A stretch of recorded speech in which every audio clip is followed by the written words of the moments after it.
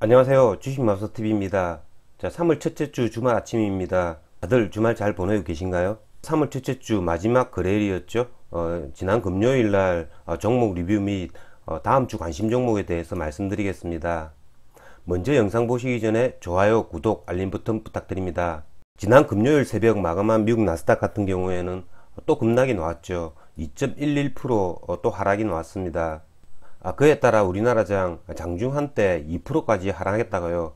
개인들의 이런 저가 매수세를 이용한 매수 덕분에 종가상으로는 그리 크게 하락하지는 않았습니다. 종가상 마이너스 0.57% 하락 마감했습니다. 어제 이렇게 우리나라장이 예상과 다르게 선방할 수 있었던 까닭은 아시아 증시가 전반적으로 나쁘지 않았고요. 그 다음에 이 외국인의 매도세가 그리 크지 않았다는 거죠. 요즘 보시면 개인들이 주식 투자 굉장히 잘하고 있는 것 같습니다. 오늘 금일 새벽 마감한 미국 나스닥 같은 경우에는 극적 반등이 나왔습니다. 1.55% 상승해서 마감을 했고요. 나스닥 차트를 보시면 장중한 때 2.57%까지 하락을 했죠. 나스닥이 121선까지 이렇게 타치를 하고 양봉을 만들어 줍니다. 긴 아랫꼬리가 달린 양봉. 여기서는 저가 매수세가 들어왔다라는 거죠. 나스닥이 지난주에 이렇게 하락한 까닭을 한번 되짚어 볼 필요가 있는데요. 경기 회복이 빨리 진행됨에 따라서 10년물 장기 국채 가격이 상승을 했다는 거죠. 경기가 안 좋아서 하락한 것들이 아니라 코로나로 인한 경기 침체에서 다시 경기가 이제 회복한다는, 터닝을 한다라는 그런 내용 때문에 금리를 조기에 인상할 수 있다라는 그런 우려감 때문에 하락을 한 것이기 때문에, 이건 예전에 코로나 팬데믹 사태나 다른 여타의 사건보다는 좋은 조정이라고 할 수 있죠. 제가 우리나라 장을 예측을 할 때 미국 나스닥처럼 이런 부분을 예측했습니다. 미국 장처럼 조금 크게 밀렸다가 이게 2900대 초반 요 부분에서 반등을 해줄 걸 예상을 했는데요. 우리나라 장이 그렇게 크게 밀리지 않았던 까닭은 기관 외국인의 공매도가 없다라는 사실. 만약에 공매도가 있었으면 아마 나스닥처럼 2900대 초반까지는 아마 밀렸을 겁니다. 이런 공매도가 지금 금지되어 있다라는 그런 것 때문에 항상 제가 생각했던 것보다는 조금 일찍 우리나라 장이 반등하는 것 같습니다. 자, 미국장 오늘 이렇게 반등을 했다고 하더라도 이건 단순히 기술적 반등일 뿐이죠. 지금 현재 미국 10년 국채 수익률 여전히 1.57%입니다. 미국 국채 수익률이 떨어져서 주가가 반등한 것들이 아니라 주가가 단기간에 너무 많이 하락했다라는 그런 것 때문에 저가 매수세로 인한 기술적 반등일 뿐이라는 거죠. 여전히 이 하락의 원인이었던 10년물짜리 미국 장기 국채 수익률이 하락하지 않고 있는 점, 이런 점은 미국 지수의 반등폭이 그렇게 크지는 않을 것으로 예상이 됩니다. 우리나라 장 같은 경우에는 다음 주 월요일 날 반등은 있겠죠. 우리나라 장은 미국 장에 비해서 하락했던 폭이 굉장히 작습니다. 하락했던 폭이 작다라는 건 상승을 할 때도 그 폭이 제한적일 수밖에 없습니다. 그런 점을 유의해 주시고 다음 주 거래를 해 주시면 될 것 같고요. 그리고 다음 주 목요일은 새마녀의 날이죠. 선물 옵션 만기일이 있습니다. 그때 또 변동이 있을 수도 있습니다. 어제 이렇게 코스피 대형 우량주들 보시면 조금 센 종목들이 보일 겁니다. 기아차 상대적으로 많이 상승을 해줬죠. 애플과의 협업 그런 뉴스 때문에 상승을 해줬다가 그런 호재가 사라지고 저점을 찍고 반등해주는 모습이죠. 그래서 주가라는 게 사람들이 이제 기아차 애플과의 협업 관계 끝났어, 다 끝났어, 그렇게 해가지고 다 포기하고 주가가 계속 흘러내릴 때 그때가 저점이라는 겁니다. 어쨌든 기아차 같은 경우에는 지금 75,000원 저점을 확인한 채로 이렇게 반등을 해주는 그런 모습입니다. SK 하이닉스 역시 반등이 나왔죠. 하지만 조금 실망스러운 게 기아차는 이렇게 보시면 저점에서 기관 외국인이 쌍끌이 매수가 들어왔습니다. 하지만 SK 하이닉스 외국인 기관 쌍끌이 매도가 나왔다라는 거죠.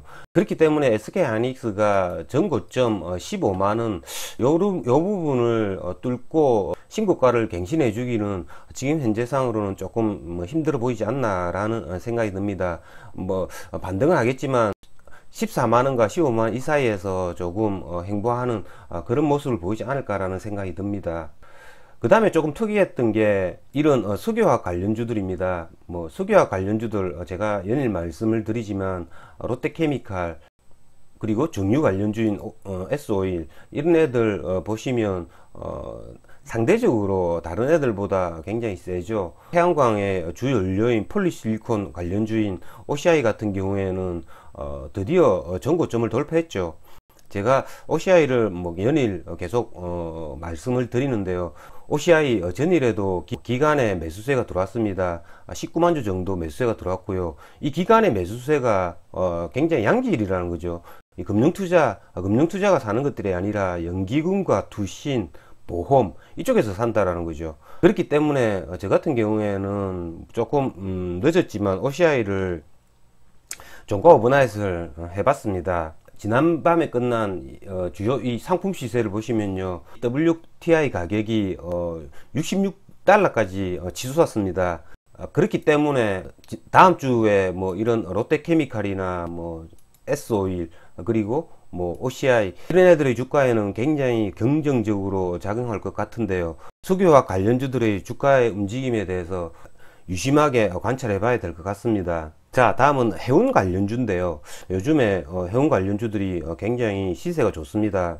제가 얘네들도 거래를 조금 한 번씩 해봤는데요. 얘네들 거래하기가 굉장히 까다롭습니다. 몇 번 얘네들을 거래해 보다가 도저히 모멘텀을 어떻게 잡아야 될지를 몰라가지고 거래를 잘 안 했는데요.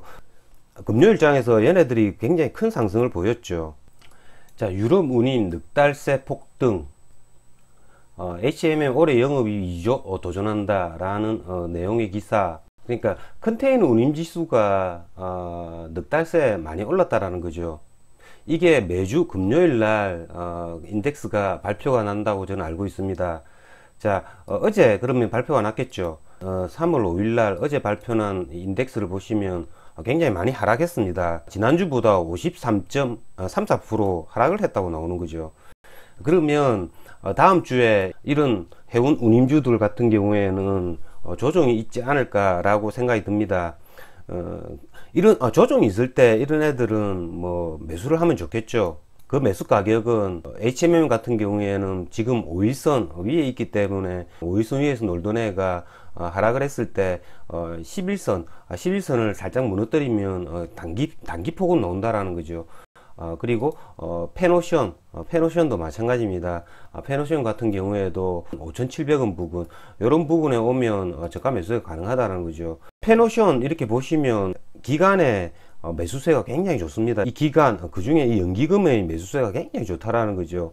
수급과 그래프를 받쳐주는 놈이기 때문에 단기간에 이런 부분까지 조정이 온다면 매수를 한번 고려해 보도록 하겠습니다. 다음은 테마주입니다. 메타버스 관련주 대장이었죠. 이 선익시스템.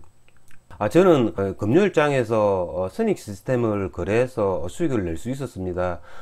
이걸 거래했던 지점은 시초가 부분입니다. 시초가가 얘가 1.6% 갭을 띄워서 시작을 했죠. 얘 보시면 목요일날 시간의 가격이 그렇게 좋았던 게 아닙니다. 0.27% 하락으로 마감을 했죠.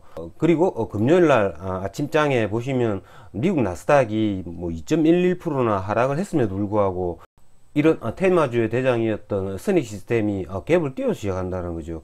그건 뭐냐면 오늘 시세를 주겠다라는 이야기입니다. 그래서 제 같은 경우에는 18,800원 이 부분에서 매수를 했습니다. 그래서 얘가 슈팅을 해줄 때 그렇게 큰 퍼센테이지를 뭐 먹지는 못했지만 그래도 여기서 수익이 날 수 있었습니다. 얘가 장중에 한때 뭐 15%까지 상승을 했다가 그 이후에는 이렇게 내려앉는 그래프를 만들어 주죠. 3월 10일 날 나스닥에 노블럭스가 상장이 된다고 하죠. 노블럭스가 상장이 되고 나서도 메타버스 관련주들이 계속 시세를 줄지 그건 모르지만요. 일단은 노블럭스가 상장되는 3월 10일을 디데이를 잡아야 됩니다.